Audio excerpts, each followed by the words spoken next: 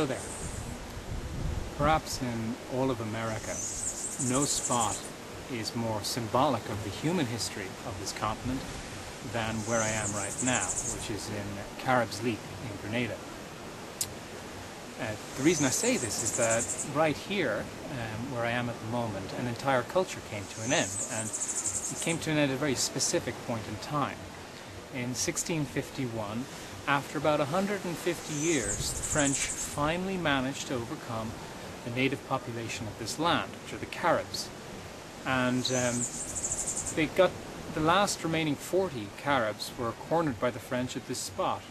And they decided, rather than surrender, that they would each, man, woman and child, throw themselves off the cliffs behind me to their certain deaths.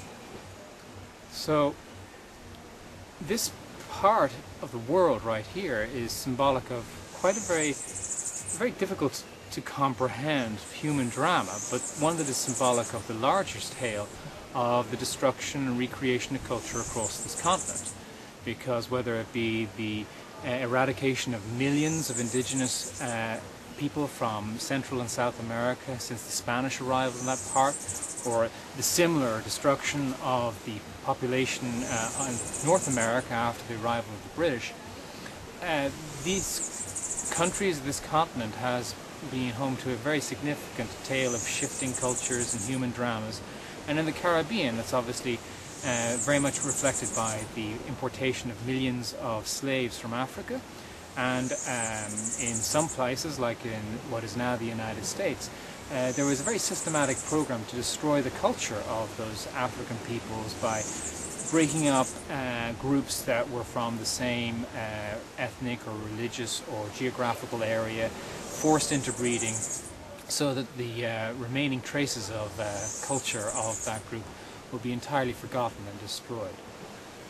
And even within the indigenous population, the pre-European population, the Caribs, who came to an end in Grenada in 1651 at this point, this place here, they had a pretty fearsome reputation. The Siboney and the Arawak Indians actually predated them here, but were chased from Grenada, and were chased actually across the Caribbean, fleeing in the end Hispaniola to settle Cuba, in a constant change of chase and flee throughout these islands. The reputation of the Caribs today is a pretty hot topic of debate. Some people like to characterize them as cannibals, such as their portrayal in films like Pirates of the Caribbean. That's not necessarily true, but it is representative of a pretty solid reputation as a group of people you don't want to go up against. But obviously, at this point, this place marked the destruction of that culture. And as I said, it was particularly poignant that these people decided that they would rather throw themselves onto the rocks below than to surrender, to give up on the way of life that they've known here.